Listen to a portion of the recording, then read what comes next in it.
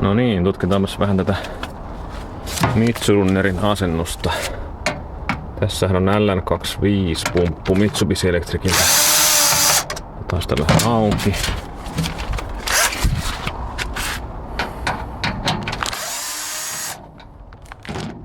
Noniin.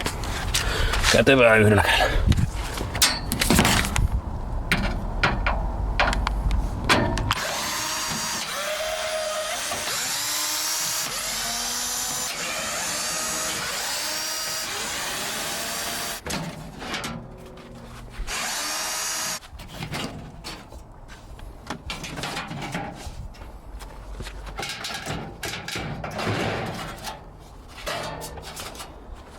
Ja niin lähti kuori pois. Eli täällä on se varsinainen Mitsurunner on täällä tämän laatikon sisällä.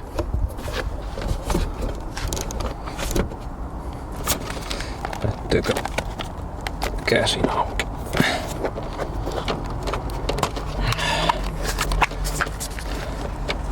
Eli tämän näköinen viritys.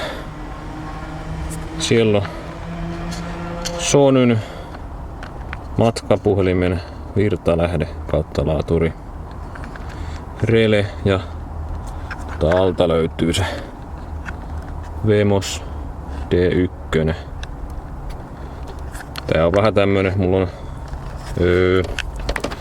1, 2, 3, 4, 5, 6 anturia täällä kiinni, vaikka kahdellahan se toimii se Mitsurunner, mutta mulla on vähän tästä bonusanturia, millä mä oon mittailla vähän kaikennäköistä lisätietoa. Lähinnä kennon lämpötilaa muualta. Tehnyt sellaista R&D:tä. Niin sanotusti. Onko sitä näin päin? Varmaan. Ja sitten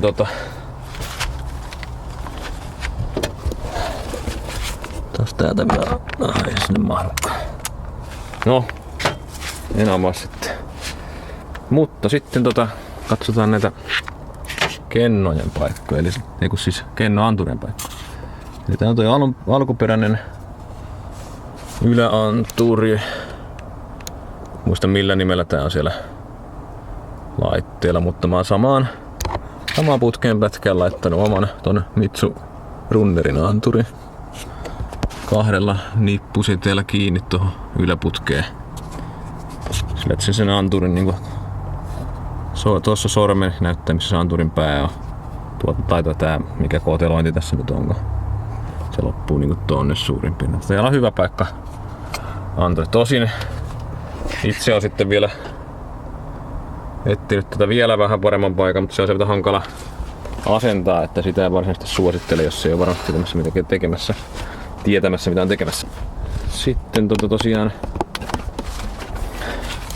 kennoon lämpötilaa mittaavan anturin on laittanut tänne taakse. Se vaan tossa niinku roikkuu omiaan. Ihan hyvin toimii siellä. Tosiaan mulla ei ole nyt tätä adapteria tässä käytössä. Eli johtoadapteria tai puuadapteria. Se menisi niinku tohon väliin. Mulla on tossa vaan tommonen hieno nippuside teippipatentti, minkä sisällä on juotettu Mitsurunnerin piuhat, mutta on tässä tämmönen adapteri juuri tänään tehty. Eli otetaan tosta auki toi. Se menee vaan sinne väliin. Oha, tietenkin toisin päin. Naks. Ja naks. Siellä.